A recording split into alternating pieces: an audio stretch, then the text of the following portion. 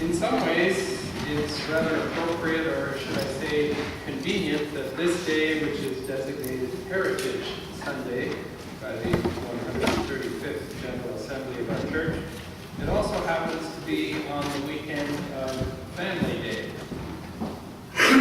This is only the 7th Family Day celebrated in Ontario. BC, as you might know, had its first only last year. Saskatchewan in 2007, and Alberta goes way back to 1990. The rest of the country has no special day set aside for families, although they're struggling with trying to have a holiday in February because they're without one, and there were arguments as to whether or not it should be a federal holiday or a provincial holiday through the course of history. Family life, families. They're important to our communities. But as we all know, everyone is born into a family, whether it may seem to be to us something perfect or something perfectly flawed. With my dear mother probably watching my sermon at this point or later on video, I can attest to my own family being perfect. But this discussion about families begs the question as to what it has to do with Heritage Sunday. Why is it convenient that the two events should come on the same weekend, as I suggest? Well, when we talk about heritage, we are speaking of inheritances. The modern mind, when it reflects on inheritances, immediately gravitates towards the idea of money, right? Or when most of us think of someone's wealth, properties, or even rights and privileges to certain things, we think of things that are perhaps easily converted to cash in one way or another. Thus, ours is a culture that loves to tantalize itself with the notion of somehow inheriting enormous sums of money. And if we are unlikely to realize that ourselves, we love to hear about others who have or likely will at some point, as if to vicariously enjoy the prospect of imagining what we'd do if the same thing happened to us. Like, say, if we were one of the IKEA father's sons, his 3 sons, who are set to inherit the profits from a company currently bringing in $28 billion a year. Or like the Dutch heiress of the beer company Heineken, who about 10 years ago inherited roughly $70 billion. Or the granddaughter of the cosmetic giant Estee Lauder, whose inheritance apparently was to make possible an income of roughly $550 million. Relatively less, but I'm sure she'll get along. A few of many families whose offspring have or stand to have large sums of money going from one generation to the next. Of course, as we know, the world does not run by money alone, much as accountants and economists might try to persuade us otherwise. As we know, even the largest sums of money don't solve all of life's problems, although, as my mother has put it a few times, she wouldn't mind giving it a really good try. But inheritances are not, as I say, just about money. In a sense, we are all heirs, in one sense or another, maybe not of huge sums of money, certainly of a multitude of other rather valuable things. As you might expect, the word heir has been around for quite a while, about 700 years. But the notion of inheritances has threads that reach much further back into the days we witness in ancient Hebrew scriptures and, of course, even before. But it's worth noting some basic differences between how we look at things now as compared to then. In the theory of the ancient biblical life, the Hebrew life, the land was a gift of God to the people. And as one commentator, Arthur Peaks, put it, This land was divided among the tribes so as to secure a share to each family or clan. With this foundation, every Israelite found themselves intimately tied to the land, as attested to in the book of Numbers and Joshua, 1st and 2nd Kings, and in other places. But in the book of Leviticus, the book of the law as it's called, the law was such that the land could never be alienated, that is, separated from its original proprietors. It couldn't even be sold. It was beyond the reach of even monetary power. Where such transactions were proposed, it was thought that in the end they were invalid. In a profound way, this is at the root of even modern Zionism. The belief that the Jewish people are somehow inextricably attached to the land. But from the ancient Hebrews' perspective, land and other inheritances were no less crucial. And at that time, in their rather patriarchally driven society, normally, as the book of Deuteronomy suggests, the eldest son took charge of most of the land asset when the father died. The land evidently was not to be divided. It was a family or clan asset, and the eldest son would tend to the needs of the rest of the family, of his brothers and of the women, all the women of the family. But as the priestly code provided, if there were no brothers, then the daughter would take charge, so long as she didn't marry into a different family or clan, and pass it on to another, presumably outside family. The whole notion behind the insistence of this kind of practice was to secure economic independence by ensuring perpetual access to the land, a major asset. As commercialism crept in, though, and the diversification of social structures and the outside world of relationships seeped into this ideal, the ideal was obviously undermined and not to be sustained. But the notion of the value of the inheritance was not lost. It was about rising above the possession of property and monetary power to another, higher and more important kind of wealth, that of an undying spirit and faith. I think I've mentioned on one occasion before that I've had the pleasure of working alongside a Jamaican carpenter through a few summers of my years at university.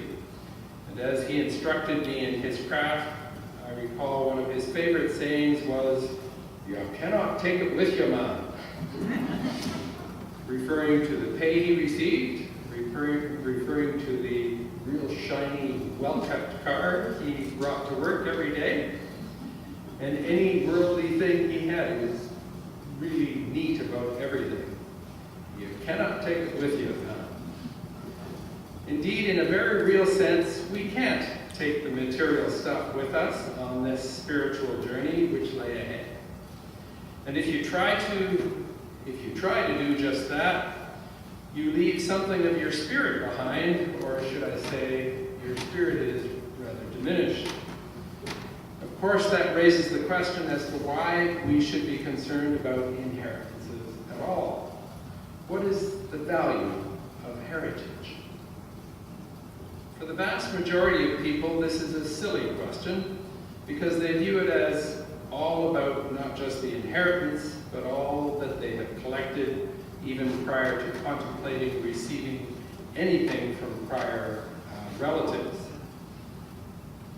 Like that famous Tom Cruise movie, they are right with the protagonist who insists, "Show me the money." That seems to be said in the world out there quite a bit. Let's see the stuff you've got, and then I'll tell you what you're worth. Would that not seem to be the crude message imparted by most of our society at just about every level? Enter the Apostle Paul, and the competing message he delivers, which we heard earlier, almost as if to directly react to our modern preoccupation. And so, brothers and sisters, he says, I could not speak to you as spiritual people, but rather as people of the flesh, as infants in Christ. I fed you with milk, not solid food, for you were not ready for solid food. Even now you are still not ready, for you are still of the flesh. For as long as there is jealousy and quarreling among you, are you not of the flesh and behaving according to human inclinations? When we celebrate the heritage we have been graciously given, the faith imparted to us through the Reformed and Presbyterian tradition in this case, has found its way through the conduit of the church as we have been exposed to it, imperfect as it has been. We celebrate a spiritual reality of the gift of a life and understanding and spirit that not only values great works and sacrifices of the past, but is also with us now, and it promises to be with us well into the future. To put it in another often used phrase in the church, Jesus Christ, yesterday, today, and forever, the same. Our heritage, our inheritance, is the visible gift of the Spirit, quite unseen, often forgotten about, but nonetheless more powerfully present than we know. I hear many of my colleagues speak rather bleakly of the church and its prospects for the future relative to its problems of its past and its current statistical state and projected outlook. But the true Christian faith and spirit is not susceptible to the mere work of actuaries and statisticians. It is the work of someone greater than any of us. It is the reality of a power which is more than we know, and a love, as the old hymn title claims, a love all loves excelling. When did you last bump into love? Oh yes, we just passed Valentine's Day on the 14th, I remember. Hope you did. Love isn't something tangible now, is it? I don't know how you reacted to Valentine's Day. It's not tangible. In some contrast to Marilyn Monroe's suggestion that diamonds are a girl's best friend, love isn't so tangibly converted. Love is a gift from God. It was this way for the first elders of the Christian church in the first century, Jesus' disciples. It was so for our ancestors and the builders of this church and this congregation. And it is so for us today, and no doubt will be so for generations to come. What a wonderful, undying heritage. It will survive economic collapses, ecclesiastical catastrophes, probably even global warming, and even our greatest personal failings and disappointments. Now that's something to celebrate, isn't it? Something to come home to which is more than just some dry piece of land or a dead, albeit full, bank account. Now all this raises the question, perhaps born of a Calvinist way of thinking, initiated way back in the 16th century by John Calvin. That famous reformer so much appealed to in our denomination, and the teacher of the no less revered John Knox, the only two names of Presbyterian churches throughout the world, except for Stroud, maybe. Following the ancient Saint Augustine, Knox and Calvin, Augustine who put forward his teaching on predestination. Now that sounds like a complicated word, but it's a word that pops up with many. This too is part of our heritage. Are things such as they are and our life in relation to them predestined by forces or a spirit or God himself who is beyond control, our control? In other words, has God foreordained everything to be as it is, where some people are saved and some people are condemned? However that's to be conceived. Well, not to let myself off the hook, it's sufficient at this point to say there is a rather well-developed and at times rather complicated history of discussion on such matters that defies our simplifying into quick little tidbits that we can go home and say, well, now I know all about predestination. That won't happen this morning. Who said the faithful life is easy? The outgoing moderator of our church, who I mentioned once before, the Reverend Dr. David Sutherland, minister of St. Andrew's Presbyterian Church, St. John's, Newfoundland. Is it Newfoundland or Newfoundland? I forgive me.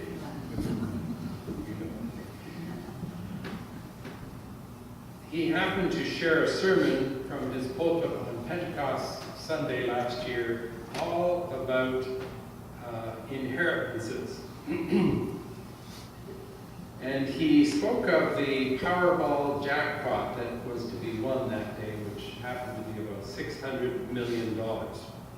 He spoke of how the winner, perhaps enormously reluctant at first, would eventually come forward and claim their prize, and that this, in a sense, was analogous to we who inherit the great gift of faith that has been passed down to us, the faith that we have inherited from the tenders of the church before us.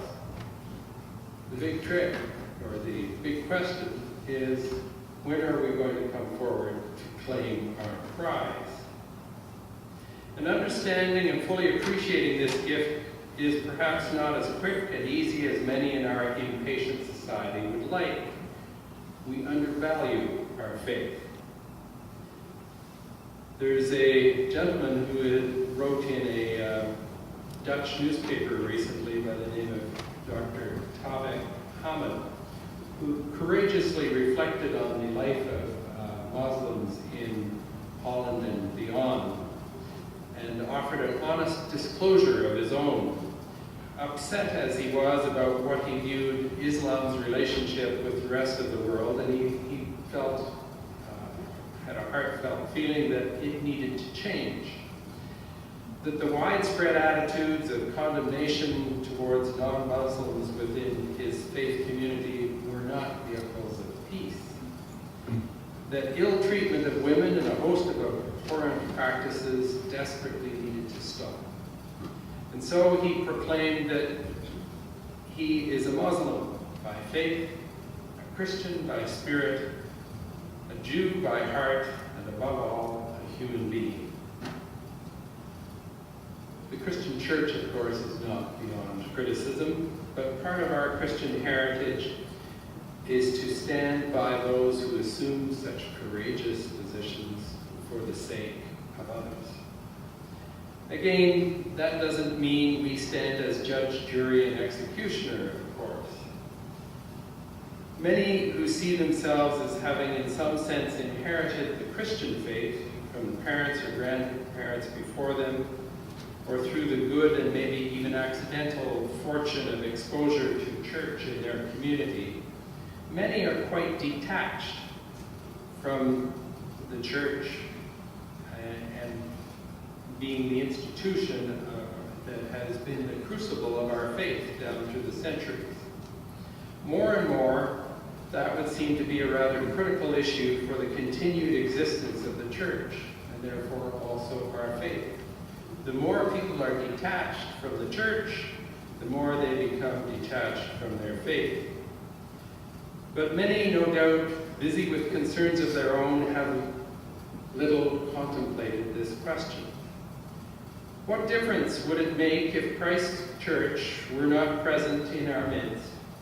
And a consequence of that, of what would happen if our Christian heritage was removed from the world, essentially? Would the world change? I believe it would. The people would seem to have forgotten not only that they won, or what they won, but they have forgotten to go and claim it. Maybe like Dr. Hamid in relation to his Muslim community of faith, we Christians need to sound the alarm bell of those of our faith. I note that the majority of Dr. Hamid's community regularly mosques.